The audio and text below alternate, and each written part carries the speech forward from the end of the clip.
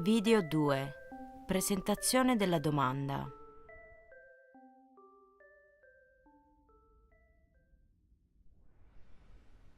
Quando arrivi in Italia, vai subito alla polizia per chiedere asilo. Spiega che hai paura di tornare nel tuo paese. Puoi farlo nella tua lingua con l'aiuto di un mediatore. Il mediatore è una persona che traduce la tua lingua o una lingua che conosci. La polizia ti ascolta e ti dà l'indirizzo dell'ufficio immigrazione.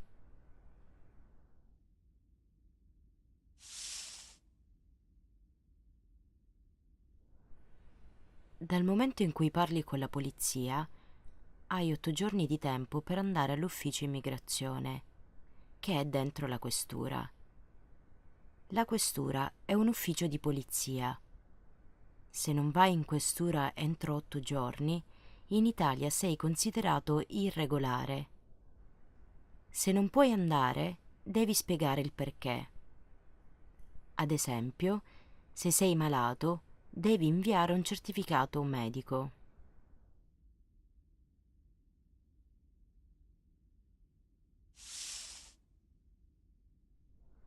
Se sei una donna, puoi chiedere alla polizia la presenza di una donna. In questura, la polizia scrive il modello C3. Il modello C3 è un foglio con il tuo nome, cognome, la tua età, la tua cittadinanza.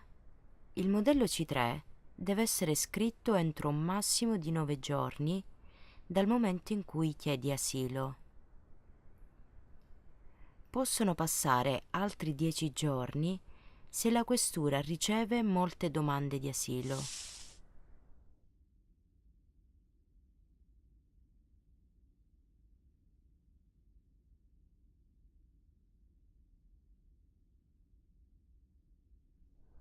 La polizia ti fa delle domande e un mediatore traduce per te.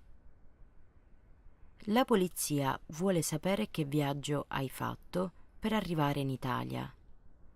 Se sei sposato e hai figli, qual è il tuo gruppo etnico, la tua religione, il tuo partito politico, se hai con te documenti di identità o di viaggio, se hai mai chiesto asilo.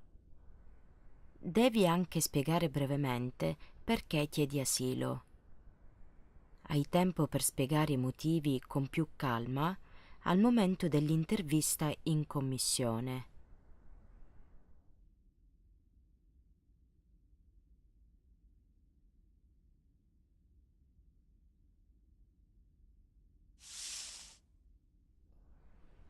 Nel modello C3 devi scegliere la lingua per fare il colloquio in commissione.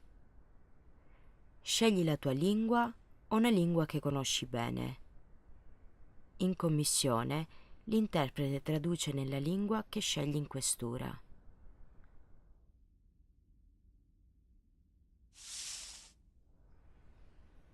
Una volta completato, il mediatore rilegge il modello C3. Ricorda di controllare se ti contraddici e se il tuo nome, cognome, la tua data e luogo di nascita sono corretti prima di firmare il modello C3. Se hai documenti, è molto importante darli alla polizia, perché così è più facile dimostrare che dici la verità. Prima di andare via, ricorda di prendere le fotocopie dei tuoi documenti e il modello C3 firmato. In questura puoi chiedere un libretto che spiega la procedura, i tuoi diritti, le tue responsabilità.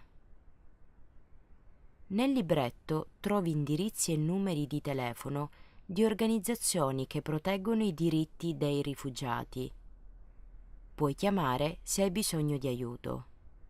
Nel libretto leggi anche quali sono i servizi di informazione legale presenti nei centri di accoglienza per richiedenti asilo. Per legge, il libretto deve essere scritto nella lingua che scegli. Se non è possibile, hai diritto a leggere le informazioni in inglese, francese, spagnolo o arabo. Per legge devi ricevere queste informazioni non oltre 15 giorni dalla tua richiesta di asilo e puoi riceverle nel centro di accoglienza anche tramite un mediatore o un interprete.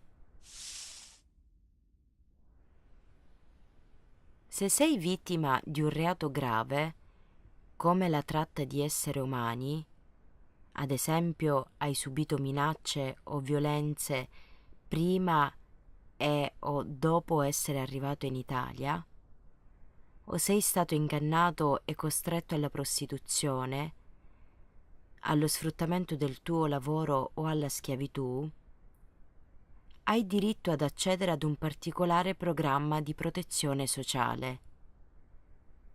Per avere più informazioni, ascolta la registrazione 2. Programma di protezione sociale.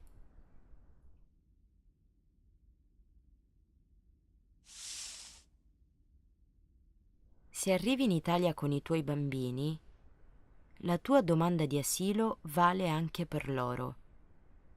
Nel modello C3 dichiari che i tuoi figli sono arrivati con te in Italia e questo automaticamente significa che fai richiesta di asilo anche per loro. La procedura è diversa se hai con te documenti di viaggio o di identità o se non ce li hai. Se hai documenti, la polizia vuole sapere dove vai a vivere. Se cambi casa o città, devi comunicarlo in questura. Se hai documenti ma non hai casa né soldi, chiedi accoglienza per te e la tua famiglia. La polizia ti chiede di firmare un foglio in cui dichiari che non hai né casa né soldi. In questo caso, la prefettura deve darti una risposta. La prefettura è l'ufficio che decide sulla tua accoglienza. Se è possibile accoglierti, entri nel sistema di accoglienza per richiedenti asilo e rifugiati, nello SPRAR. La procedura cambia se non hai documenti di identità o di viaggio.